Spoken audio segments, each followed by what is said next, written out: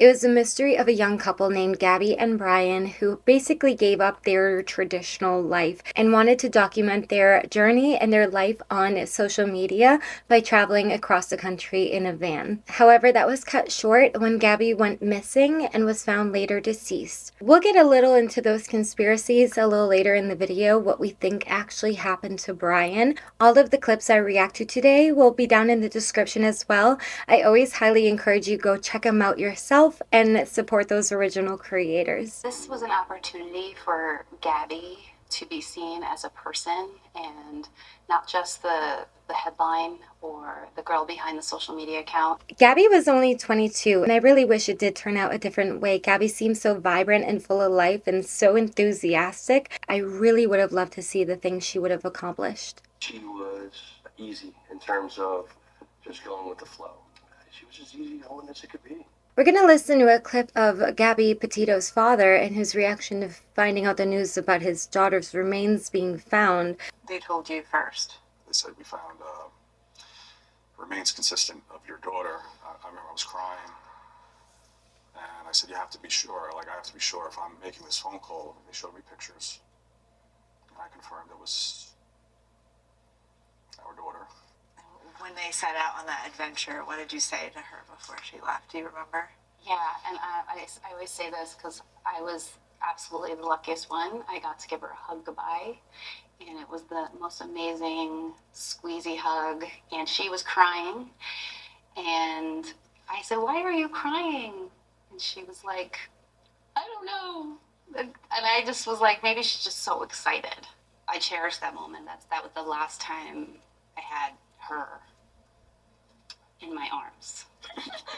The family bravely sharing the closest held memories of Gabby's life and the previously unknown details behind her horrific death. You saw a quick clip of the body cam as well. They were pulled over in what seemed to be a DV sort of situation. Gabby was visibly upset. We are going to share some of the text messages that were exchanged as well with Gabby's parents. From Gabby, "Don't try to control me because it only makes me mad. I love you so much, but it's the way that you speak to me that hurts me the most." They also found a letter Gabby wrote, giving them a glimpse into what was really going on in that relationship. "Brian, you know how much I love you. Just please stop crying and stop calling me names."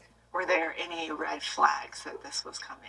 They're really trying to emphasize the importance of recognizing red flags in an abuser.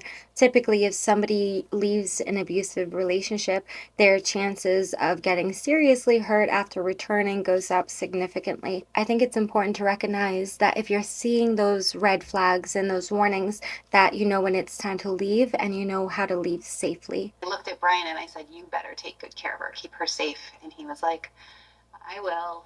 For a while, Gabby and Brian's trip seemed to be going well. They showed a few clips that, as a viewer, you might be able to sense a little bit of the tension arising between them. Whether they were playing around with each other and try to play it off as jokes, you could kind of hear the undertone of resentment or anger building up. Gabby and Brian would get into arguments.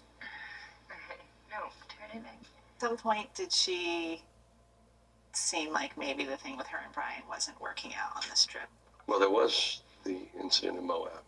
Yeah, that day was a pivotal moment in that relationship. That was the day that the body cam footage was captured by the police pulling over Gabby and Brian. After someone called them in reporting DV, the van was tracked down and then eventually pulled over, and that's where we captured some of the footage.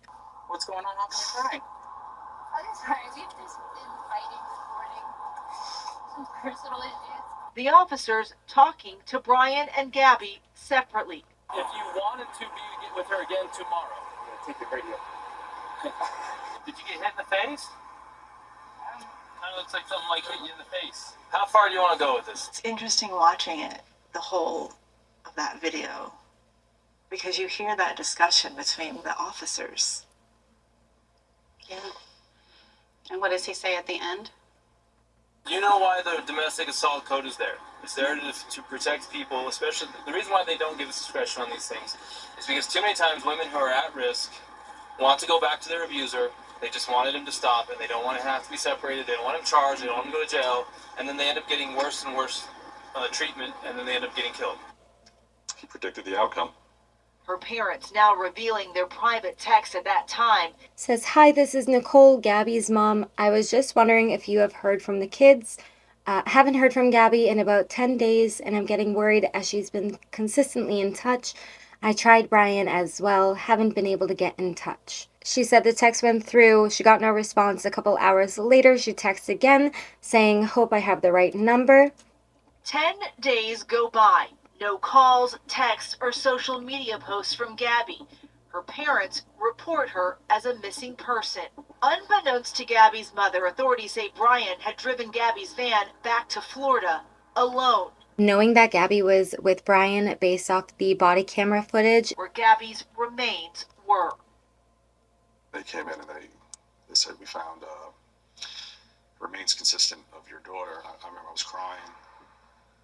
And I said, you have to be sure. Like, I have to be sure if I'm making this phone call. And they did. They showed me pictures. And I confirmed it was our daughter. I don't know how we did that. That was the worst phone call of my life.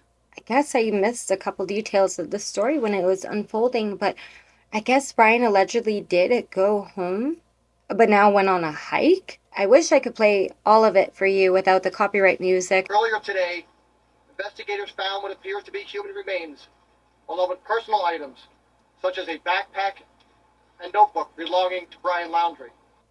I'm just going to let them explain, because I think that was a new detail to me, that his parents knew that he drove back without Gabby. Granted, he could have made an excuse that maybe they got in a fight and maybe needed some space, and then maybe went on like a hike to clear his head. That's the only thing I could think of for like an excuse. Like you dropped her off at her parents or something. But then he goes on a hike and goes missing, or allegedly unalives himself. "I ended her life. I thought it was merciful. That is what she wanted. But now I see all the mistakes I made. I panicked. I was in shock." So when Brian's remains were found, there was also a notebook found, basically a confession in it. Brian Laundrie said he did it. "I ended her life. I thought it was merciful. That is what she wanted. But now I see all the mistakes I made. I panicked. I was in shock." So a young girl, 22, falls down and you have to put her out of her misery? Because according to you, that's what she wanted? The coroner's office later confirmed Gabby's cause of death as blunt force injuries to the head and neck with manual strangulation. At least for me, the first way I think of putting something out of its misery would want to be quick and painless, right? How is blunt force trauma and strangulation quick and painless? The point that you guys found out that Brian had killed himself, were you focused on that next arrest, or was that just a total surprise to you? No, I don't feel sorry for what he did to himself. I really don't. It's a choice he made. I think a part of us feels like maybe it was a blessing. We know that he murdered her. We don't know why. We don't need to know why. He was a liar. Nothing he said in those stories were true. He was a coward to the day that he died. Again, please go check this out for yourself. I just have some quick TikToks I want to share because, again, there's a little bit of a conspiracy. Well, is Brian even dead? Now, I do not want to play with his family's emotions. They're going through enough. I'm a parent. I can't even imagine the trauma that would come from this. So, Gabby's not coming back. We're not going to be able to fix that. The one thing that we could do for these parents to make things better, we can't do for them. However, if we do have someone on the run like this, then we need to know as well. And isn't it suspicious that his parents are the ones that found him? And isn't it even more suspicious that it was his uncle that identified the body? Well, funny that you say that, because somebody did look a little bit into it, and maybe this is nothing, maybe it's not, but allegedly, Brian Laundrie accidentally went live on Instagram, supposedly after he was supposed to be already deceased. It appears that Brian Laundrie is still alive. Yesterday on his Instagram account, it accidentally went live for 2 to 3 seconds. This is what viewers saw. It looked like he was on a boat and then it collapsed. We'll keep you up to date as we learn more. So let me know what you think about everything down below. I know it's a lot of information. Maybe the Netflix documentary is sort of hyping up the case again, but I would love an explanation about the Instagram video, who had access to his account. Also, I believe there was like a comment when I was reading through that said that he was active on Spotify. Let me know all your thoughts, comments, opinions down below, and I will see you in my next one.